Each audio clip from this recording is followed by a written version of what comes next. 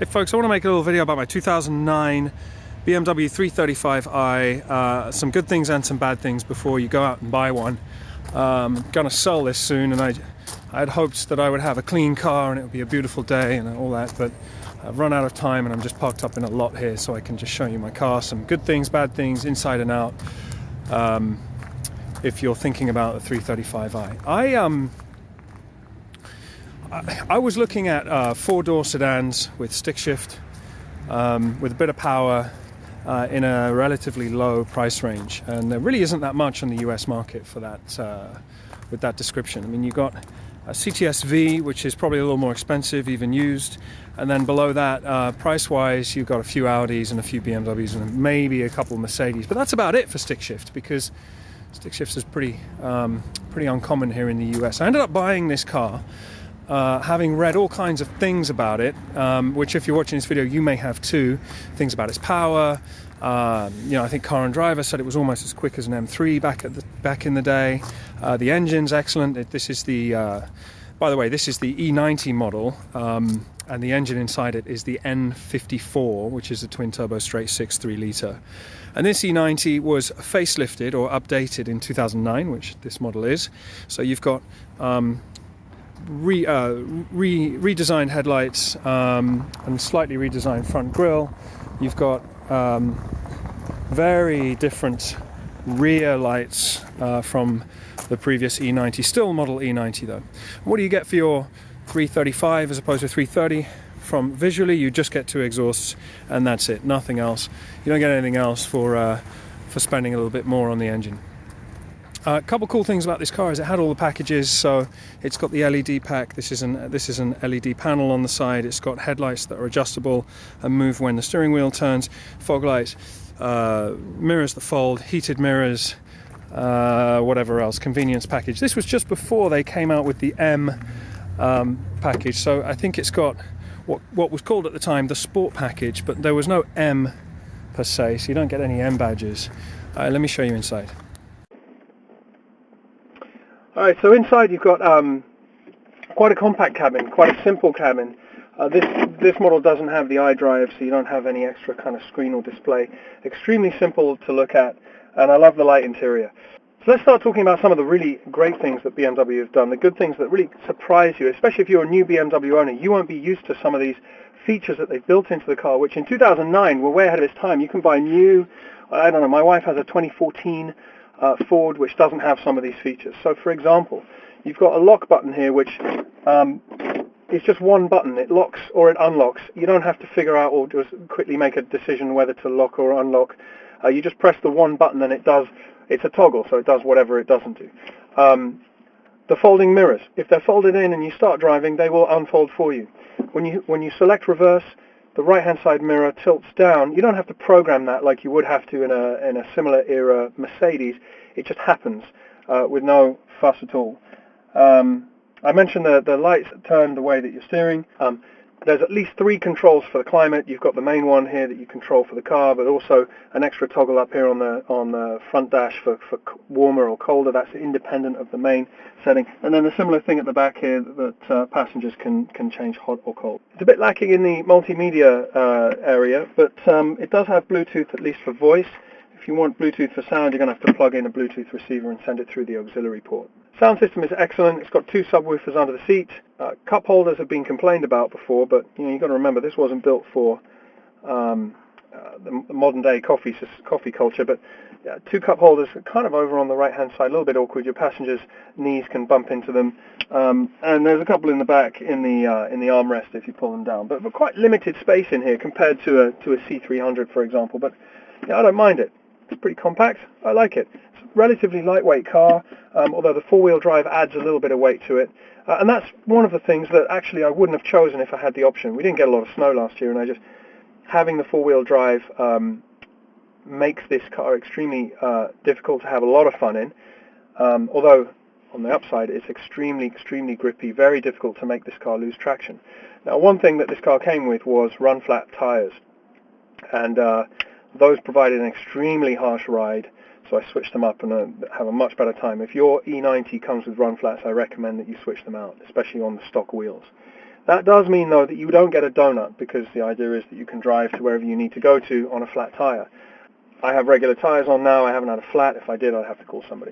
All right, so let's get moving, and I'll talk about some other things, good and bad. The gearbox is extremely nice feel. I hear that the notchy gate is something that is common in BMW stick shifts, and it is extremely notchy. You know when you're engaged. There's never a question, and there's an extra hard gate to get back to reverse. It's quite hard to mess that up. You either go into first by pulling to the left, or you pull extremely hard and go up to get into reverse. Extremely nice short throw, notchy feel gearbox, gives it great feel to drive, and the clutch is relatively light as well, so driving this as a stick shift is really not a pain at all. Did I mention the dimming mirrors? All three mirrors dim. On a similar period Mercedes, you're going to get a dimming left mirror and a dimming rear view mirror, but not so much the right mirror. So my first impression when I drove this car was actually not great.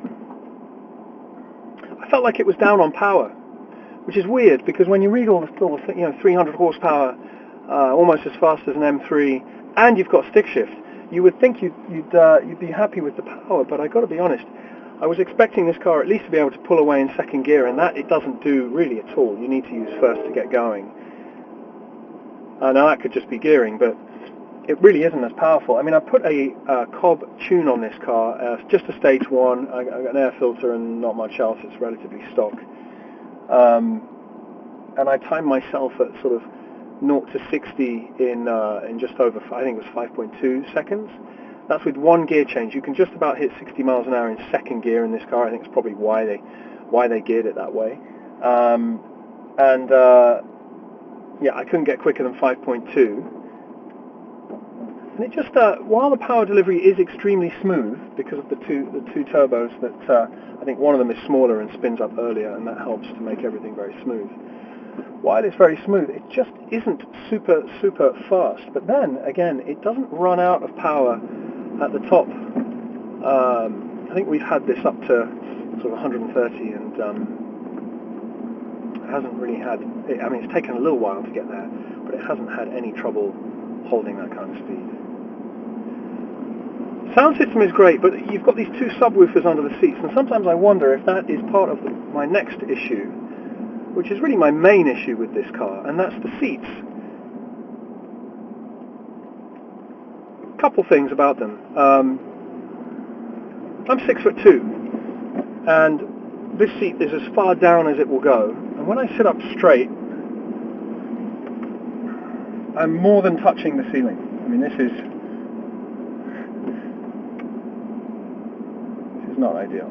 So I kind of end up driving this car a little bit hunched over, or with my head kind of up towards the sunroof here, and that is not ideal. Problem number one. Problem number two is just the seat comfortability themselves. You get this sport package or this comfort package, and you get these 7-way adjustable seats. You get this adjustable lumbar, adjustable sides, and adjustable lumbar.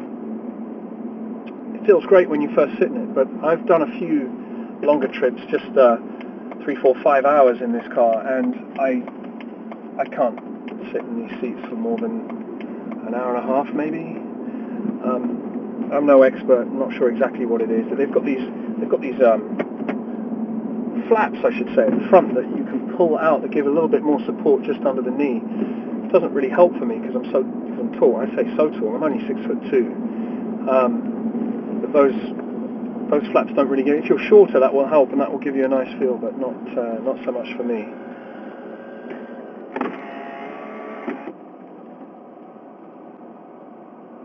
A lot of people like modifying these cars, especially the exhausts. And as I said, I put a tune on this as well. And I ended up going with Cobb and not is it JBL?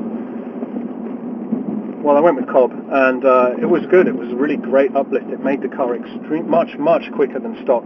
What I really liked about the Cobb tune is the way that it changes the throttle curve. So if you don't know already, these cars come with, I don't know what the proper term is, but with a throttle pedal that gives you more of the power at the top of the push and then as you get further closer to the floor, you're just squeezing out the remaining 10 or 20% of the power.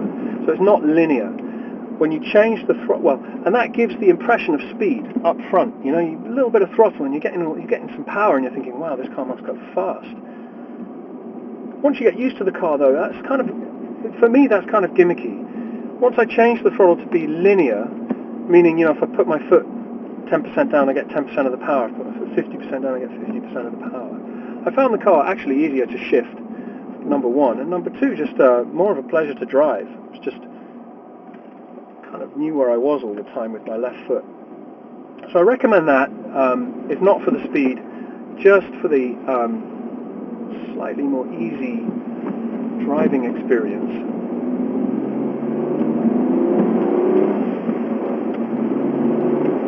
There you go. But yeah, back to tuning. You may have noticed when I gave the walk around on the car, I put spacers on the wheels so they're slightly more flush with the car, and I put a black grille on the front, but that's it. I looked at taking,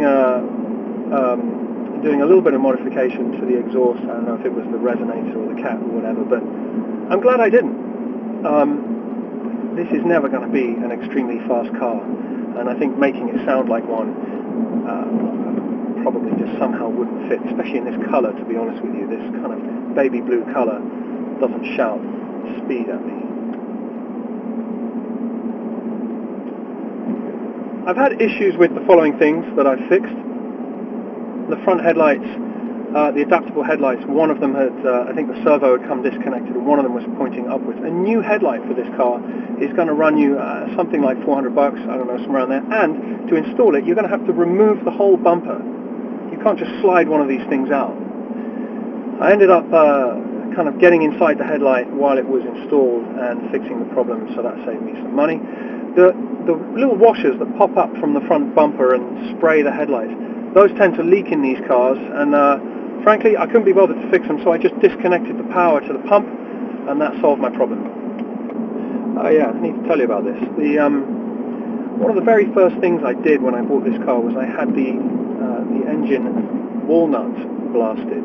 So the inside of the ports, just in the head, can get quite gunky because this is a turbo car, and turbos tend to push around air with a lot of oil in it, and if you don't run a full heat cycle, that air can kind of sit and stick to the linings of the ports which feed the cylinders or the valves, and so a lot of owners get their heads cleaned, the ports cleaned with walnuts, which are soft enough when you blast them in to remove the coating, but not hard enough to remove the coating, but soft enough not to do any damage.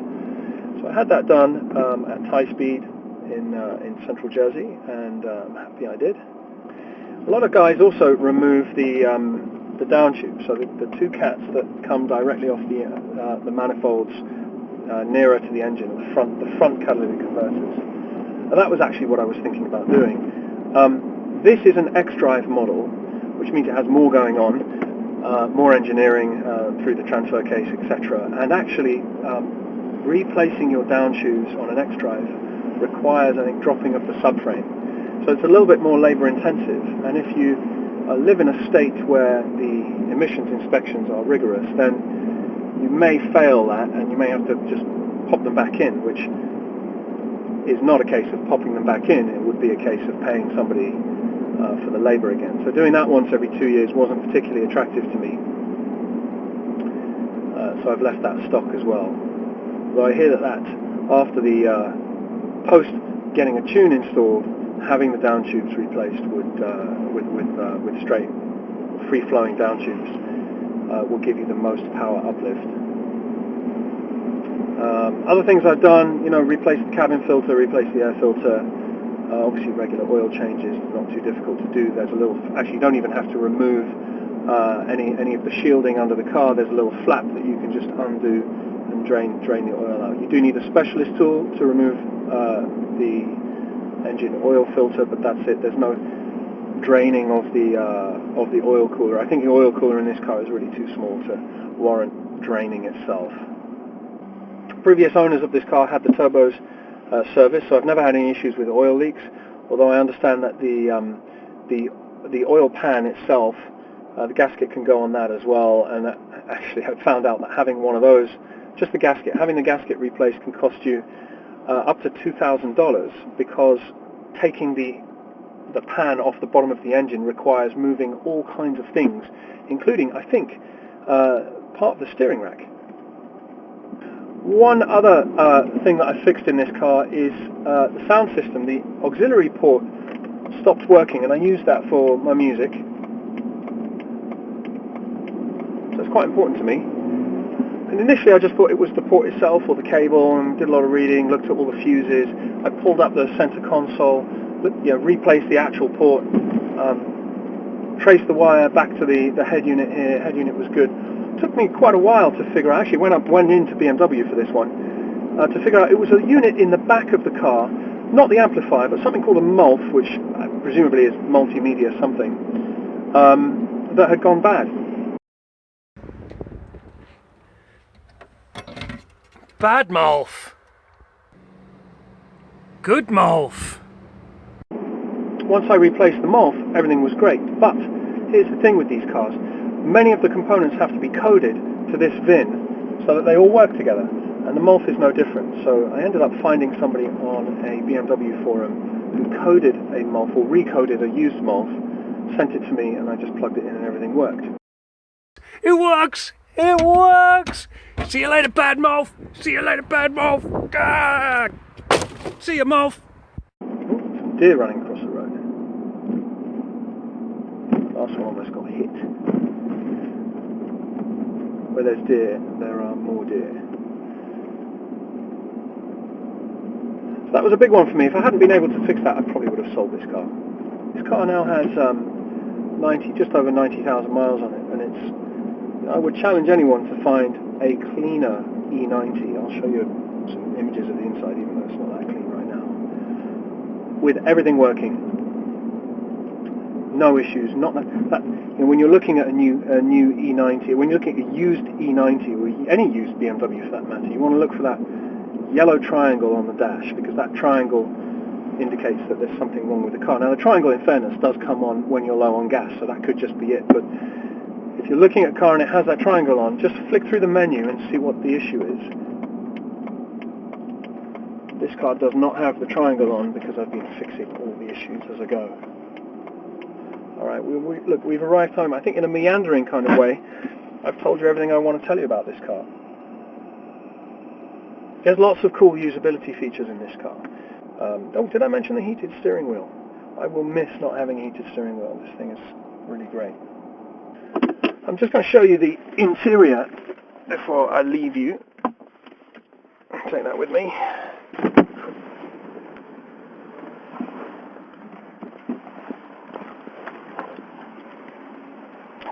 Really like the light interior here.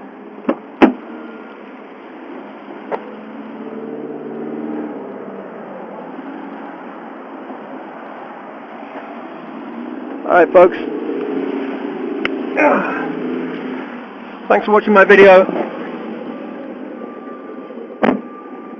I'm sure there's a lot of things I left out. If you have any questions, feel free to let me know. I'm going to look to sell this car soon, and I'll be listing everything. And I'm sure there's more things that I've forgotten. But any questions about the e90, given I've done a little bit of work on it, please let me know. I'll be happy to get back to you.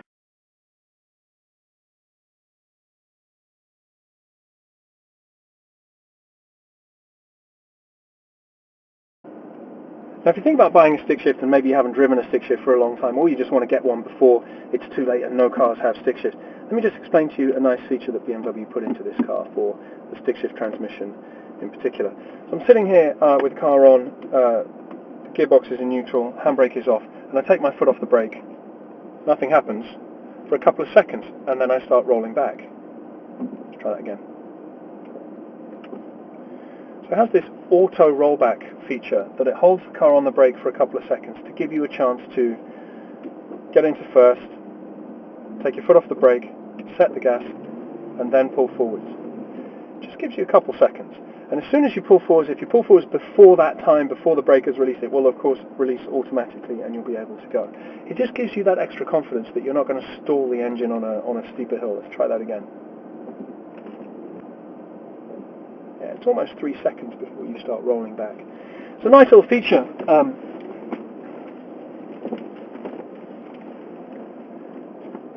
that along with the lightweight gearbox and the lightweight clutch really makes this thing, and I've driven this thing across town, driven my son to school with one hand all the way. You know, the gearbox is so easy. People say, oh, drivers get less distracted when they're driving gearbox when they're driving stick shift because they have to focus on more things. You really don't in this car. You really don't at all. You can do everything with one hand if you really want to. I'm left-handed, so I'm reaching across and doing this, but you know, I've done it. I've held a coffee all the way with my son in the back.